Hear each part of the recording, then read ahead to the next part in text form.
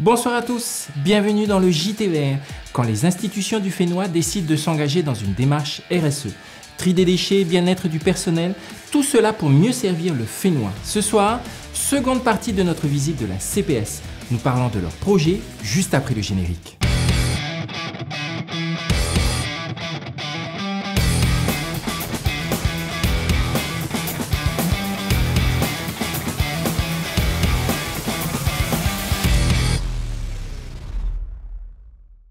Depuis la semaine dernière et pour les prochains JTVR, nous vous parlerons de développement durable au Fénois. Dans une précédente émission, nous nous étions posé la question de savoir si le Fénois se dirigeait vers un développement durable. Au vu des exemples qui se multiplient, la réponse est oui. Oui, nous nous dirigeons vers un Fénois durable. Parce que les nombreuses nouvelles entreprises créées au Fénois mettent l'accent sur le respect de notre environnement. Parce que de plus en plus d'institutions publiques et d'entreprises privées se lancent dans une démarche semblable. Parce que de plus en plus de consommateurs deviennent des consommateurs. Alors oui, il y a des exceptions, mais ne dit-on pas que ce sont les exceptions qui confirment la règle. Sans plus tarder, nous retrouvons Romina Changuin et Olivier Marin pour nous parler des projets menés par la CPS dans le cadre de sa démarche RSE. Je conçois le concept de RSE comme l'intégration en fait, des principes du développement durable dans l'entreprise.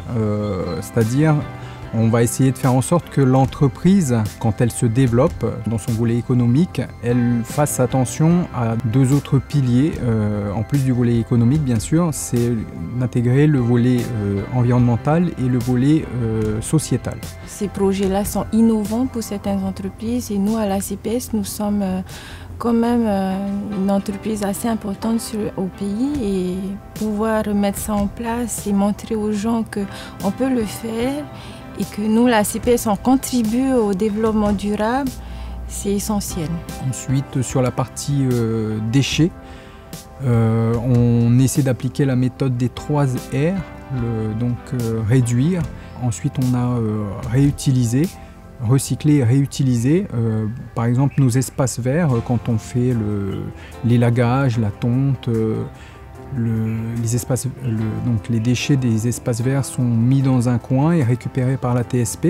Et aussi, par exemple, on a mis le tri à la cafette où les déchets organiques sont récupérés par un éleveur de cochons. Le papier, le tonnerre, on essaie d'avoir des filières de récupération et de réutilisation. Donc on a organisé une journée pédagogique. Et le thème c'était visite un potager bio à Punaouia et confection d'un composteur mobile.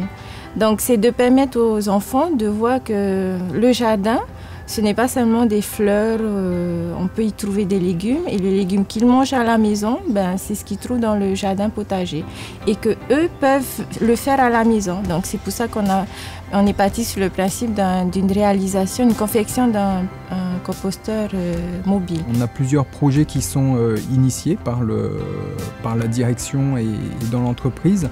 Un projet Tatou qui permet en fait de réduire les consommables puisqu'on n'édite plus les cartes d'assurés. Maintenant, on a directement accès par le site Tatou. Nous avons 2 projets essentiels. Ce sont on peut dire des salles de détente, mais plutôt outdoor. Voilà, là, on aménage la terrasse du 2e. On a un lieu de détente et faire un mini jardin partagé.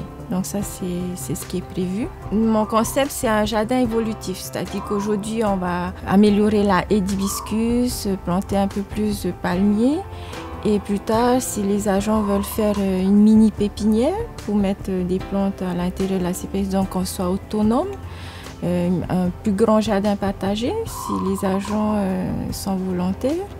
Et pourquoi pas des ruches.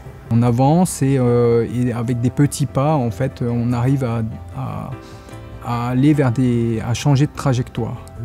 Et je pense que c'est une démarche qui a bien pris et qui va prendre de l'ampleur dans les années à venir. Pour terminer notre JT Vert, je vous propose notre coup de cœur de la semaine. Il s'agit d'une vidéo réalisée dans le cadre de la campagne Breathe Life, Respire la vie, une campagne mondiale menée conjointement par l'Organisation mondiale de la santé et la Coalition des Nations unies pour l'environnement et le climat, en vue de mobiliser les communautés pour réduire l'impact de la pollution de l'air sur notre santé et notre climat.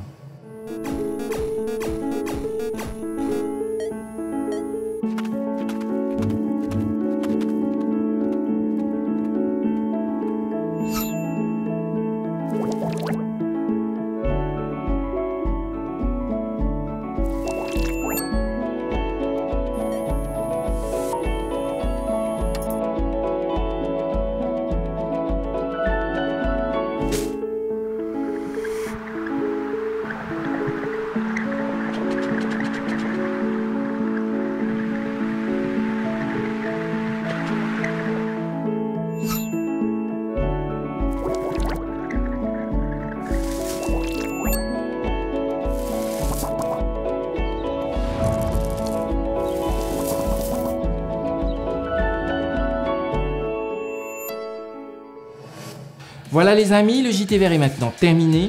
Nous espérons que vous avez passé un bon moment avec nous. Vous pourrez retrouver notre émission sur le replay de TNTV ainsi que les réseaux sociaux du JT Vert. Souvenez-vous que le développement durable de notre Fénois est notre affaire à tous. À très bientôt. Au revoir.